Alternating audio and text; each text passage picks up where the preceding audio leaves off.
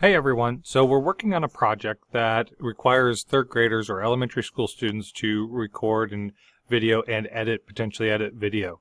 Unfortunately, we do not have a go-to video editing program for early elementary or elementary level students that is age appropriate. So, to help us get started with that or to move forward with it, here is a program that's available through our Adobe Google accounts for teachers. And as a teacher, I would log in and let my students edit video. Unfortunately, it's not available for students at this time at the elementary level because there is an age restriction provided by Adobe Spark. We are working with, are working with Adobe to put in our Google accounts as an approved school system to use the Spark program for video editing. And so as soon as we get that approved, and we'll send that out. But for now, for this project, we're going to move forward as the adults logging in and using the program to help the students edit. So to do that, I go to spark.adobe.com. You can see it right here in the toolbar. It is web-based. It's not a download. And then come over to the login area. Click login. And on the login page, you're going to continue with your Adobe Google account. So I'm just going to connect it. So I click continue with Google. And I log in with my Adobe Google account. Just continue clicking those connections. Now, I've used this program before for one other project. Great program, easy to use, tile-based. And so I wanted to walk through the process for you and with you to learn it at a quick pace. Ultimately, we're going to start with the plus button. Click the plus button to get started. Now, you can click on any of these. These are templates that are available to you. To explore more at your own time, you can click on videos and create different style videos.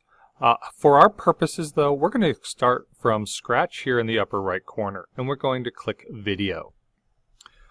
All right, so Adobe Spark requires us to title it. If you're going to title it in groups, I would put maybe the group name in there. If you're going to work on it as a whole class, I'd put your whole class in there. So for our purposes, I'm going to put in this as my title. I'm going to click next. Now, you do have these templates that are pre-made for you that allow for, it kind of encourage the storytelling process. Please feel free to use any of these templates that are available to you. Excuse me. And for our purpose today, for the basics, I'm going to show you just the make up my own. This is really bare bones, no extra frills and thrills with it. So I'm going to pick this one. Once it finishes loading, you will get this tips and tricks. It's kind of essentially an overview of it. It's 1 minute long. Highly recommend that you watch it. It will help get your mindset ready to rock and roll with this. But do it on your own time. And so for moving faster and giving you the resources quickly, let's just do a quick scan of the screen, starting from the top to the right, to the bottom, and in the center. Okay. So quick scan, you can kind of see what this looks like. We do have some layouts. This allows us to change our layout over here, and it does apply it directly to the tile or the slide. And the language in this program is very similar to a PowerPoint. So these are slides down here at the bottom.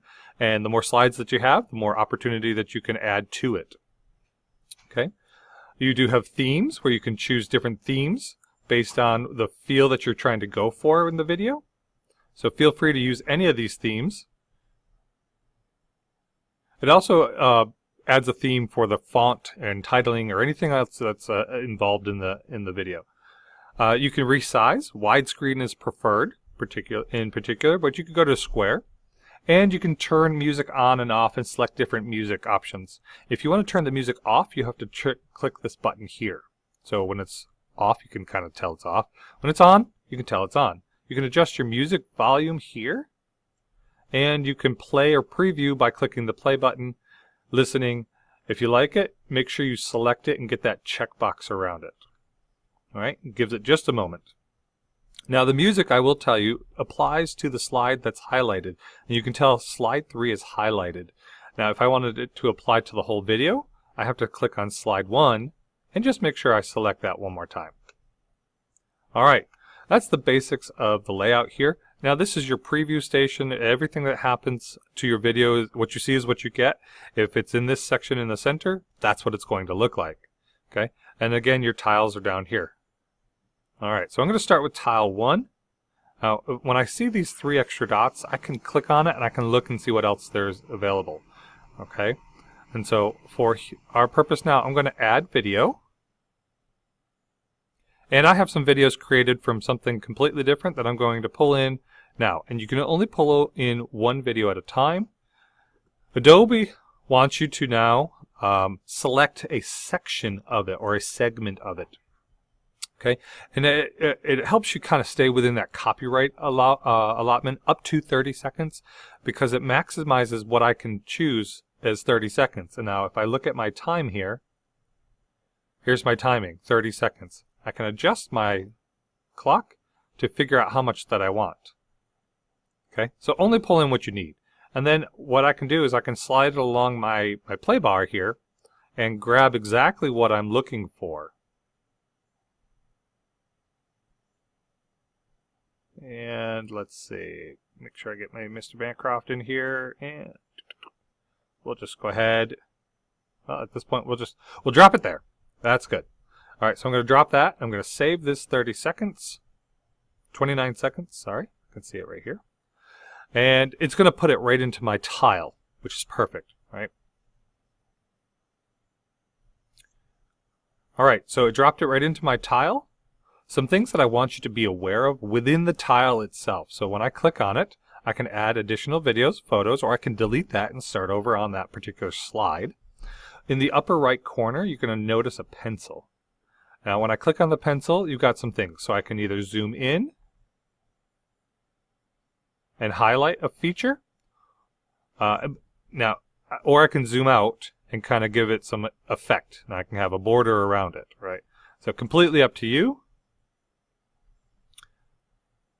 I can snip it. I can add on to additional. So if I wanted to add additionally onto it, I can grab and add another 30 seconds here and click save. It's going to take that and continue the video into the next slide, which is lovely. So if I have a 60-second video and I want to add the whole thing and not just a segment of it, I can continue that whole 60-second video into multiple slides. All right, so you see how it added it to that next slide. Now the other piece that I wanted to show you here is you need to check the volume. By default, it puts it in at a very soft volume, so it's kind of low. You might need to raise the volume of the video clip by clicking on those 3 dots, getting that volume option here, and not the music volume option. So that's a separate volume. Okay, so be aware of that. But also be aware that you have to do this for every clip. So go in here, change each clip across the board. Alrighty now. So I've got a couple more clips added in there. Now I need to add a title slide. So if I add this new slide, you can see it jumped in right here in the center of my play, or in the center of my video. So what I can do is I can actually drag and drop these, similar to a PowerPoint, Google Slides. You can drag and drop these slides wherever you want them to show up. And for the purpose of this, I'm going to click on my blank slide here, and I'm actually going to come over and put a title and text on that. And for our video, depending on the purpose of your video, you're going to title it, the appropriate title, and then you're going to put in your supporting information.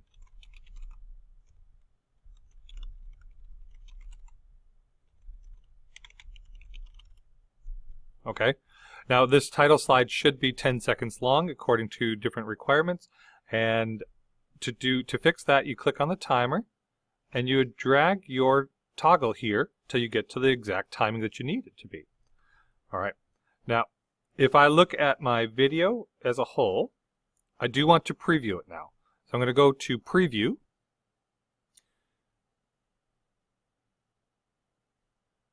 And now I can hear the video, watch the video with all of the components put together. So I'm listening to the music. I'm listening for volume in the video itself. Do I need to drop the video or the music volume down a little bit? You may have to. And what you're looking for down here is also the timing. Now, depending on different projects, you may have a time limit. So keep in mind your full time limit of the project.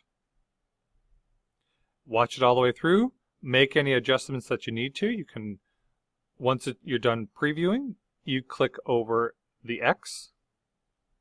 Once you're done previewing, you click over the X, and you come back to your video, make your adjustments appropriately. So one thing that you're going to need to be careful of is your music volume being overbearing on the video. And then you can either share it or download it and submit to any particular site that you have to for sharing and getting it to other folks.